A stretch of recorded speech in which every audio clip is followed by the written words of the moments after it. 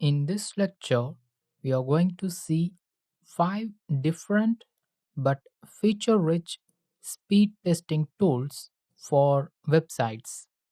While all the 5 do the same thing, that is, they are going to test the page loading speed of websites, but they differ in features. The first one that we are going to see is webpagetest.org. I have set up a test website called Udemy SEO for this course to demonstrate you how the website performs before optimizing it for speed, and how can we optimize it and how it performs after the speed optimization. The special feature of this tool, that is web page test, is it segregates each and every part of optimization, and it effectively tells you what is the part that you need to concentrate to optimize your website for speed. The other special feature of web page test is it tests the speed of the website twice. That is, when the web page is tested for the first time, nothing of the web page is cached, so everything loads fresh. But when you refresh the web page or when you visit the same web page the second time, the images and some other elements will be cached by the browser by default. So the time taken for the repeated loading is considerably lesser compared to first time of loading. You can see that the first view load time is 4.3 seconds, whereas the repeated view is just 1.8 seconds for this test website. Let's move to the next tool, that is GT Metrics. You could have noticed that the page loading time or page size and number of requests differ from one tool to another. This is because of different operating system, different browser, different connection speed, etc. But it's a responsibility of the website administrator to test his or her website with these different type of tools, and he should analyze the maximum loading time that is given by these tools. So let's move into GT Metrics. The important feature of this tool is it gives you Google Page Speed Score and Yahoo Y Slow Score.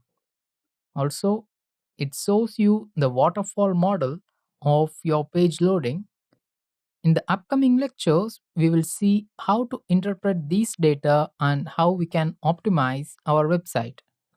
But in this lecture, you are going to learn just an introduction about these page speed test tools. Another important feature of GT Metrics is it also captures the individual culprit, which increases the page load time of your website.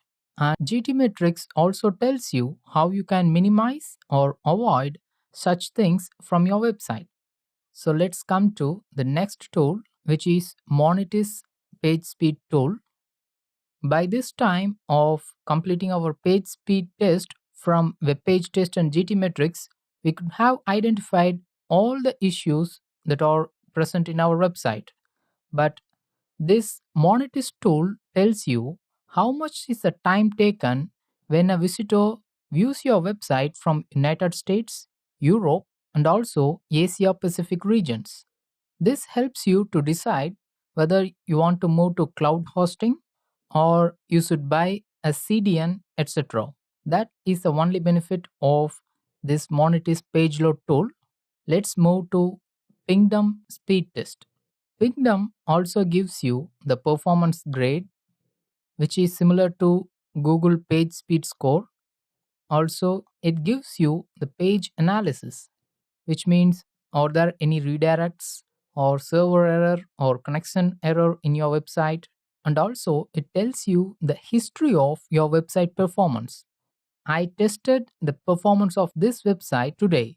If I check the performance after a week or after a month, then I can compare how the performance has improved after optimization and before optimization. It also tells you how much faster is your website compared to all other websites. Like Monitis tool, you can also choose manually the server from which you want to test your website. Let's come to the last and final tool, which is Website Pulse. Even though all other tools provide you this waterfall model, they are a bit confusing, and that's why I use Website Pulse to analyze the waterfall flow of page loading of my website. So, in the upcoming lectures, let's see how we can use and interpret the results of these tools and how we can optimize our website to increase the page speed and reduce the page loading time.